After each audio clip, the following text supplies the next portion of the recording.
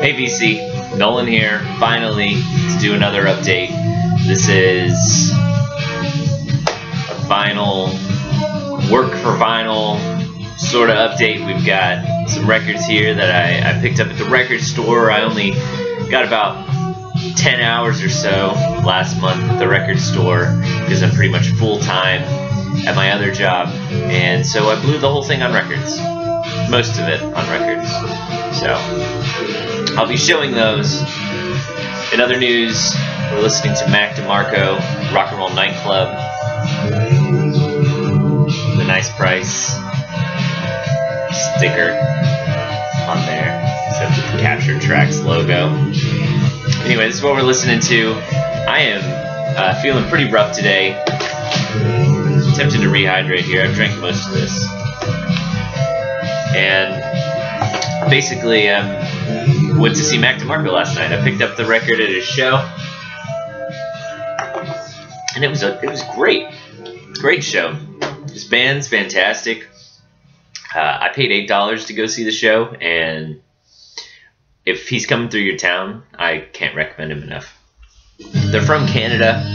They had some passport stuff to deal with early this morning, but I did get a chance to hang out with them for a bit last night, which was fun. I knew 3 of the 4 guys and that are in his current lineup, and we reminisced about some house shows, talked about Jonathan Richman, talked about records. It was just my friend Logan had a ton of floor space because a roommate just moved out, so we just kicked it for a while, and it was a blast. I miss haven't had a band come through in a while that we've kind of like crashed with and talked to, and it's always a really good time. Normally I'm closer friends with those bands, but you know, Mac DeMarco, a songwriter I really respect. It was nice to just kind of talk about music with him for a while. He's young, he's 22, so I've got a few years on him, but you know, I think I learned a few things from what he had to say. But all that said, Mac DeMarco, check it out. His release, Mac DeMarco 2, was one of my favorite albums from last year, easily. And this is a nice companion piece. This is his first release for Captured Tracks, and kind of sounds a lot more similar to his stuff with Make Out Videotape, his prior project. You know, just more bedroom pop, not as breezy and songwriterly as the other one, but it's still a strong record. Very enjoyable. That's good. As you can tell, we've got a different backdrop here today. I just wanted to try this out, change it up a little bit. The records I'm going to show, I worked at the record store for 8 hours this last month, and I just made some trades. Traded my paycheck for some records. Some very cool stuff here. Very cool stuff. The first one I'll show is the Blackbird's Flying Start. Jazz, funk, masterpiece maybe? This is a great record. I've been looking for this one for a long time. This is 1974 Fantasy Records. Just killer. I was so happy to find this. I'm not a huge fan of all the Blackbird's material, but Flying Start, self-titled record. I'm not sure if there was a different inner that originally came with it, but there's a new one in the copy I bought. Fantasy brown label, the Blackbird's logo. Related with Donald Byrd, hence the name. I actually didn't know that until recently, and it should have been obvious, right? Their coming together was due in a large part to the presence of Donald Byrd, the founder of the group, who was at the time the head of Howard University's Department of Jazz Studies. So they named themselves after him, I guess. Just a great record. Subtitled is particularly hard to find. This one's not easy to find either, but I'm just very happy to have it. Its cover's not in the best shape, but the record looks fantastic. Very happy to find Cocteau Twins. I think it's pronounced Cocteau, right? Or Cocteau? Anyhow, this is Head Over Heels. This is on 4AD Records. I have a compilation by this band that the first couple of tracks have some gunk on them, so I can't listen to them. And so I've kind of just really wanted to find some more of their stuff because I really like what I've heard, and put this record on at the store, debating whether or not I should get it, and just fell in love. Dream pop, just gorgeous. The melodies kind of just drift in and out of your mind, and just a gorgeous fucking record, man. Hoping listening to this is their first record, I think, and hoping this will motivate me to get some more of their stuff and hopefully clean the messed up record I have, which is somewhere in here actually.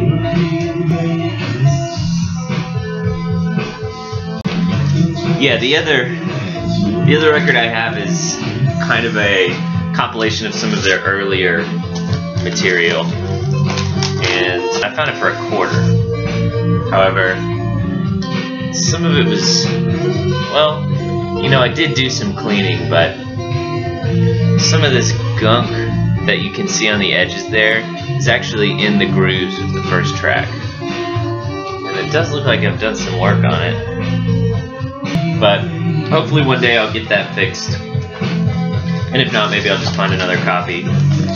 But working on my Cocteau Twins collection, I'm at more of a loss for words than usual. Hangover is not kind to my brain. Next record is one I was just looking to pick up at a good price. It's one of my, I guess, favorite Bruce Springsteen's, Nebraska. This is clean as a whistle. You know, the cover's a little messed up, but I didn't pay very much for it, and I'm happy to finally have it. I have The River and Tunnel of Love. I'm not a huge Springsteen fan, but I've really been on the lookout for this one. This next record is another one I've been looking out for a long time. Don Hathaway Live. There's a little kind of creasing on the cover, but this cover is really thick. It's a gatefold. So it's actually, you know, in good solid shape, which is fine with me. This is an Atco issue. I'm not sure about the particulars of this pressing. My boss was telling me something about the master. This is a particular master. It's kind of hard to find, and I really couldn't find any information about it when I looked it up. This is 72. Just a landmark monster 10 soul live recording. This is really just incredible. Recorded live at the Troubadour in Hollywood, at the Bitter End in New York. Chris Baskett, I watch his videos. I'm sure some of you watch his videos. I watched his 10s, his video of top records that are 10s, and that's actually the first time I heard about Donny Hathaway. I've since bought a couple of his records, and just this one's been elusive. Next record is a band that I just never listened to until recently. I take that back. You know, when I was in middle school, around 97, when they had their reunion concert, it was a big deal in my house. And I'd never heard of reunion concerts, so I thought it was a big deal. And I listened to Rumors, I listened to The Dance, you know, the recorded version of the reunion concert, trying to get into them and just couldn't. Tried for years. I kept trying to come back to Fleetwood Mac. Never into it. Somehow missed this album, Tusk, which I've spent more time with the first record than the whole thing, and just an unbelievable record to me. Just a masterpiece. This is like just so hard to describe. Only could have been created because of rumors. You know, $2 million, 2 years, just this coked out sprawl of ideas. Lindsey Buckingham has just enough taste and production techniques to keep this from being just soft rock boringness. You know, even a song Over and Over, which I think is a fantastic song. It's a song that, you know, is a little bit vanilla, but there's little touches like the last minute of that song where it just kind of repeats the motif and kind of it's a little bit trance-inducing. And the fact, you know, he's able to do something like that with a song that otherwise is kind of plain, but still a great song. Anyway, I've been blowing this up. Finally, last record, Disintegration is the only record that I have by The Cure, and I've listened to it a lot. And it's also really the only, aside from the singles, the only album I'm familiar with. So decided to pick up The Cure, Kiss Me, Kiss Me, Kiss Me. Excellent. It's looks like it's a Columbia House issue, but it's on Elektra Records, 1987. And it's, the dead wax says A1. I'm not sure if that has to do with the Columbia House pressing. These labels are nice, but just totally clean, great record. The first track has a whole lot of guitar soloing that I could live without, and I love it when it goes into the second track finally. But I've spent most of my time with the first LP. In this instance, you know, I've only listened to the whole thing once.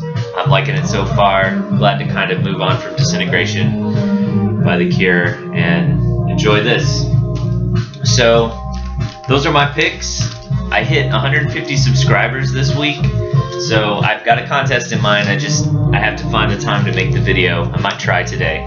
I also am going to do another vinyl update because I sold a couple of rare 7 inches on eBay, and so I had a ton of money that I wanted to spend on records and also on music gear. But I bought a lot of grails that I've been looking for a while, so I've got 1 or 2 waiting to come into the mail, and you know, I'll show those off when those come in. So that's about it. VC, it's always good to check in and look forward to hearing your comments and all that. I haven't watched as many videos as I would have liked to. I'm gonna do some catching up today. I played hooky from work because of the hangover, so got some time on my hands, and y'all take it easy.